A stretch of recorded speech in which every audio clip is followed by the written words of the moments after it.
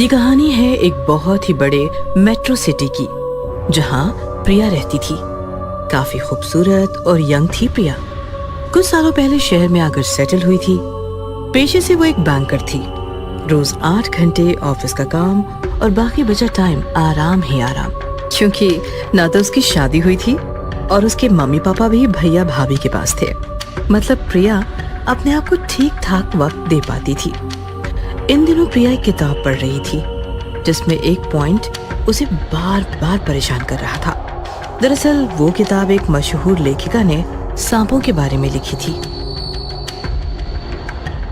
सुदर्शन, कल मैंने तुम्हारी दी हुई किताब में पढ़ा, उसमें लिखा था कि ये जो कोबरास मतलब नाग होते हैं ना, उनकी कुछ प्रजातियों में ऐसा पाया जाता है कि वो इच्छाधारी होते हैं। मतलब अगर वो लंबे समय तक बिना नागिन में उलझे हुए कुछ साल सीधी चाल भटकते रहे, तो फिर जमीन पर रेंगते रेंगते ही अचानक दिव्य बन जाते हैं और फिर जब चाहे तब वो इंसानी रूप में आ सकते हैं, इंसानी मादा को जीतने। कहाँ तुम इन बातों को मानती हो? अरे पढ़कर छोड़ दिया करो ऐसी बातें। नहीं सुदर्शन, मेरी लाइफ में ऐसा ही इच्छाधारी नाग है। What? मतलब वो नाग है कि नहीं ये नहीं पता, लेकिन वो इच्छाधारी जरूर है।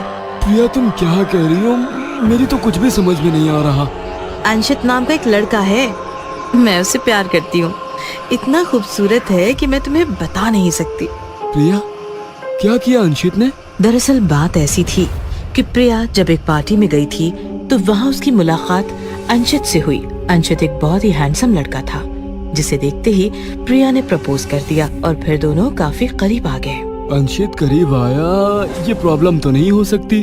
अंशित मुझे कभी किस नहीं करता। फिर वो उसकी प्रॉब्लम है। अंशित जिस लड़की को किस करता है वो मर जाती है सुदर्शन। अब ये सुनकर सुदर्शन जोरदार शॉक्ड हो गया। What? प्रिया एक दिन सुदर्शन को अंशित के पास ले गई और सुदर्शन ने अंशित को देखा तो उसका माथा ही घूम गया। अंशित नीचे से सांप बनता जा रहा था और ऊपर से इंसान था। ओह माय गॉड, ये सब क्या है? क्या करे सर, मेरी कोई इच्छा ही काम नहीं कर रही। पहले जिस चीज को होठों से लगाता था वो खत्म हो जाती थी, अब तो मेरे अंदर से इंसान ही खत्म हो रहा है। मैं जानवर बन रहा हूँ, और वो भी कौन सा? तो सांप। डोंट वरी माय बॉय, सब ठीक हो जाएगा। मुझे टेंशन इस बात की नहीं है सर कि मेरा क्या होगा, मुझे टेंशन है कि मेरे बाद प्रिया का क्या होगा। सुदर्शन ने इमीडिएटली उस किताब की ऑथर रंजना का एड्रेस निकाला और सुदर्शन प्रिया को लेकर रंजना के पास आया। देखिए, मैंने आपसे अभी आपके बॉयफ्रेंड अंशित के बारे में सुना और आपको मुझे ये बताते हुए अत्यंत खेद हो रहा है कि वो आपसे लगातार झूठ बोल रहा है। यही ना कि वो छिपा रहा है कि वो इच्छाधारी नाग है, वो तो हमें भी पता है। नहीं, उसका जो खतरनाक झूठ है वो ये है कि वो आपसे प्यार करता है। ये सुनकर तो प्रिया के साथ साथ सुदर्शन भी हिल गया। मैम कैसी बातें कर रही हैं आप? वो तो प्रिया को हद से ज्यादा चाहता है। तकलीफ में भी बस प्रिया के बारे में ही सोच रहा है। जानवर अपनी फीमेल को हद से ज्यादा नहीं चाहते। हमारी वाली हदें उन्हें लागू नहीं होती।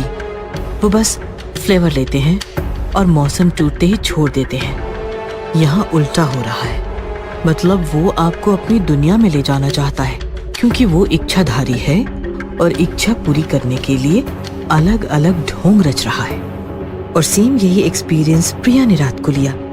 जब वो पूरी तरह सो रही थी तब अंशित अचानक भयानक सा नाग बन गया और प्रिया से लिपट गया। वो प्रिया के होठों को डसना चाहता था, लेकिन डस नहीं पाया। प्रिया झट से जाग गई और उसने नाग को अपनी मुट्ठी में पकड़ लिया। काटो मुझे, मार डालो, क्यों रुके हो, मार डालो। नाग वापस आधा इंसान बन गया। माफ कर दो प्रिया, पता नहीं मुझे ऐसा क्या हो गया, मुझसे रहा ही नहीं गया। मैं जानती हूँ क्या इरादे हैं तेरे, मुझे अपनी दुनिया में ले जाना चाहता है ना तू। अंशित गुस्सा हो गया, काफी ज्यादा भयानक दिखने लगा और जोर से चिल्लाया। हाँ हाँ, मैं तुम्हें ले जाना चाहता हूँ अपने साथ, अपनी दुनिया में। मैं करीब करीब 100-2 साल बिना नागन के रेंगता रहा। अब इच्छाधारी बनने के बाद ऐसी नागन पाना चाहता हूँ जो बस मेरी हो और किसी की नहीं। ऐसा कहकर अंशित जोर जोर से हंसते हुए हमला करने ही वाला था कि तभी सुदर्शन ऑथर रंजना को लेकर वहां आया। रंजना ने झट से फूंक मारी और अंशित इच्छाधारी नाग से नाग की छोटी सी गोली बन गया। रंजना ने वो गोली उठाकर एक शीशी में भर ली। आपका बहुत बहुत धन्यवाद रंजना, लेकिन आप इसे इच्छाधारी नाग की गोली बनाकर क्या करेंगी? रंजना मुस्कुराते हुए बोली, डोंट वरी, ऐसे सैकड़ों नागों से रोजाना रात खेलती हूँ मैं। और फिर रंजना झूमती हुई निकल गई। आगे उस इच्छाधारी नाग अंशित का क्या हुआ पता नहीं, लेकिन सुदर्शन ने तो अपनी प्रिया बचा ली।